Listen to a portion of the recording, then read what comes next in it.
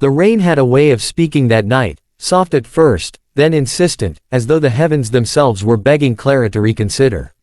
She stood by the cracked window of her small, dim apartment, arms wrapped tightly around her waist, trying to hold herself together. In the corner of the room, a crib sat under the glow of a weak lamp, and inside, her son slept fitfully, his tiny chest rising and falling in fragile rhythm. The air smelled faintly of boiled potatoes and damp wood, and somewhere deep in the walls, a neighbor's radio hummed a tune that only made her feel more alone. Clara's reflection in the glass startled her. The lines of exhaustion on her young face didn't belong to someone in her 20s, they belonged to a woman who had lived far too much pain in far too little time. Her eyes dropped to her hands, once delicate, now rough and calloused from scrubbing floors for pennies. She pressed her palm against the cool windowpane as though it could steady the storm inside her. On the table behind her, a velvet box sat open. A diamond necklace shimmered even in the low light, each stone catching the faintest spark as if mocking her poverty. It was a gift from Harold, the wealthy businessman who had entered her life just weeks ago. He promised her freedom, silk dresses, warm meals, and a life where she would never worry about rent or whether her baby had enough to eat. She had laughed the first time he suggested she could leave everything behind. But Harold had a way of talking that painted dreams too vivid to ignore. And now, here she was, torn between the life she knew and the one he promised. Clara looked at the crib again. The baby stirred, letting out a small whimper. Her heart twisted violently, and she rushed to his side. She brushed a strand of fine brown hair from his forehead and whispered, "Hush, my love, Mommy's here."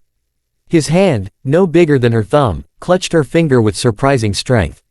Tears blurred her vision as she rocked him gently. How could she leave? And yet, how could she stay? The future loomed like a dark hallway with no end.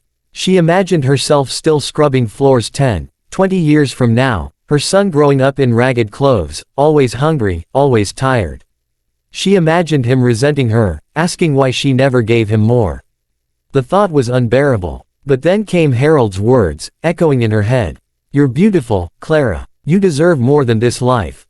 Come with me, and you'll never suffer again." Her son's cry broke through her thoughts, louder this time, as if he sensed her hesitation. She pressed him to her chest, inhaling his scent, that pure, innocent smell of baby powder and milk. Her heart screamed at her to stay, but her mind whispered seductively of chandeliers, silk sheets, and freedom from hunger. She carried him back to the crib and laid him down, lingering with her hand on his chest. His eyes fluttered open for just a moment, and in that fleeting gaze, she saw trust. Trust so complete it shattered her resolve. She kissed his forehead, her lips trembling against his soft skin. "Forgive me," she whispered, voice breaking. "I can't do this anymore. I'm so sorry." The words tasted like poison. She straightened, stumbling back as though her own choice had struck her. The room suddenly felt smaller, the walls pressing in. She turned toward the door, where her coat already hung, and the necklace glimmered on the table like a lighthouse drawing her into dangerous waters. Her hand hovered over the doorknob. She hesitated, listening one last time to the rain, to the steady breaths of her child. The silence between those sounds stretched, pleading with her. But then she imagined Harold's car waiting below, the plush seats, the certainty of tomorrow's meal, the escape from this suffocating poverty. With a deep, shuddering breath, Clara slipped into her coat, tucking the necklace into her pocket as though hiding her betrayal could make it less real. She looked back once more. The crib sat in the corner, a shadow within shadows, the baby's shape barely visible in the dark. For a brief, agonizing second, she almost ran back to him, almost collapsed onto her knees and vowed to never leave. But she didn't. Her feet carried her to the door. She opened it, and the hallway greeted her with its cold, stale air. Behind her, the baby let out a soft cry, thin and helpless. The sound pierced her, but she forced herself to close the door quietly, her hand shaking as the latch clicked into place. She walked down the stairs, each step heavier than the last. Outside, Harold's sleek car waited, its polished surface reflecting the glow of the street lamp. He leaned casually against the door, smiling when he saw her. He didn't see the tears streaking down her face, didn't hear the echo of a baby's cry still lodged in her chest. "You made the right choice," Harold said, opening the door for her. His voice was smooth, reassuring, as though life itself had been waiting for her here. Clara slid into the seat, her hands clutching the necklace in her pocket. As the car pulled away, the apartment grew smaller in the rearview mirror, until it vanished entirely. She pressed her forehead against the cool glass, her breath fogging the window. Behind her, in a forgotten crib, her son cried into the night, his voice unanswered. The city lights blurred as tears filled her eyes. Luxury awaited her, yes. But as the car sped forward, one truth already settled in her heart. No matter how far she ran, she would never be able to escape the sound of the child she left behind. The ballroom glittered that evening, chandeliers scattering golden light across the marble floors, violins playing a delicate waltz in the background. Laughter rippled through the air, glasses clinked, and men in tailored suits spoke of fortunes, politics, and deals sealed over champagne. Clara stood near the edge of it all, draped in a gown worth more than she had once earned in a year. Pearls graced her neck, diamonds adorned her wrists, yet none of it felt heavy enough to weigh down the hollowness inside her.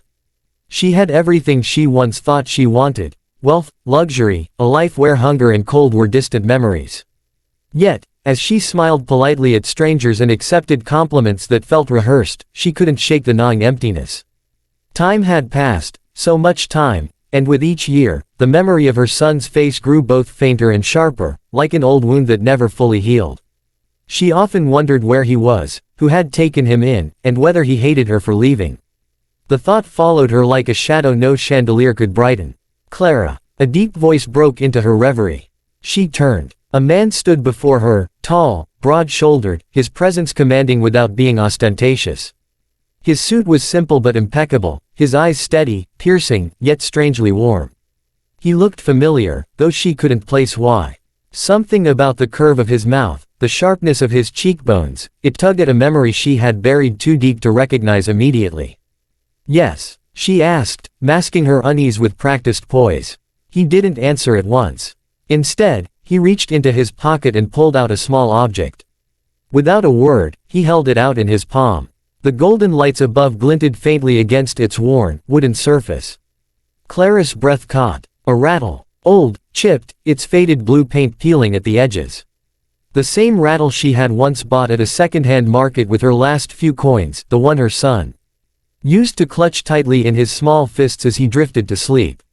Her knees buckled, and before she could stop herself, she sank to the polished marble floor. Gasps echoed around the ballroom, but Clara didn't hear them. Her eyes blurred with tears, her chest heaving as she reached trembling hands toward the object. Where did you get this?" she whispered, voice breaking. The man knelt slightly, his voice low, steady. "It belonged to the boy you left." Her heart shattered in an instant. She could barely breathe, the weight of his words pressing down like 1,000 stones. She had imagined this moment countless times in her nightmares, being confronted with the past she had tried to bury. But she had never imagined it like this, never imagined the boy she left would one day stand before her as a man. Clara looked up at him, her vision swimming. You're him." He nodded once, his gaze steady. "I am." Her lips trembled, but no words came. Shame consumed her, burning hotter than any fire. She wanted to explain, to beg, to tell him she had thought of him every day, that not a night had passed without regret. But what excuse could possibly erase the truth? She had chosen diamonds over him. She had left him to cry in the dark. She expected anger. She expected his voice to cut through her like a blade, to condemn her, to unleash the hatred she knew she deserved. Instead, his next words stole the last breath from her chest. "I don't hate you." Clara's eyes widened, disbelief crashing into her grief. How could you not?" He exhaled softly, almost as if the weight of forgiveness itself was heavy. "Because carrying hatred would have chained me to the past. I chose a different life. I chose to build, to love, to give. I had people who showed me kindness when I had none, and it taught me something important. Life isn't about what was taken from us, but what we create from it." Clara's tears spilled freely, her sobs shaking her body. Around them, the gala continued in a hushed awe, guests pretending not to watch yet unable to look away. To them, it was a scandal unfolding in whispers, but to Clara, it was the unraveling of her very soul. She reached out, her fingers brushing the rattle, desperate to cling to some piece of the boy she once held. "I don't deserve your forgiveness," she whispered hoarsely. "Maybe not," he said gently. "But forgiveness was never about you deserving it. It was about me choosing peace. His words pierced her deeper than any anger could have. Compassion was the last thing she expected, yet here it was, offered freely by the very person she had wronged most. It was as if her son had grown into not only a man of strength but of extraordinary grace. Clara lowered her head, her sobs echoing softly. I loved you, she choked out. I was weak, and I was wrong, but I loved you. He studied her for a long moment, his expression unreadable, before he finally extended a hand. Then stand. Don't let the past bury you any longer. If there's any love left in you, use it now. Use it to do good. Clara stared at his hand, the same hand that once had been no larger than her thumb, now strong, steady, and filled with mercy. Slowly, with shaking fingers, she placed hers in his. He pulled her up gently, not as a son reclaiming his mother, but as one soul lifting another from the depths of regret. The music swelled again, as though the orchestra itself knew the moment had shifted. Clara stood tall, tears glistening on her cheeks, her heart raw but lighter than it had been in years. She realized then that true wealth had never been the diamonds, the gowns, or the banquets. It was this, compassion, forgiveness, love that outlasted betrayal. For the first time since the night she walked away from her child, Clara felt a glimmer of hope. She had been given a chance, not to rewrite the past, but to live differently in the future.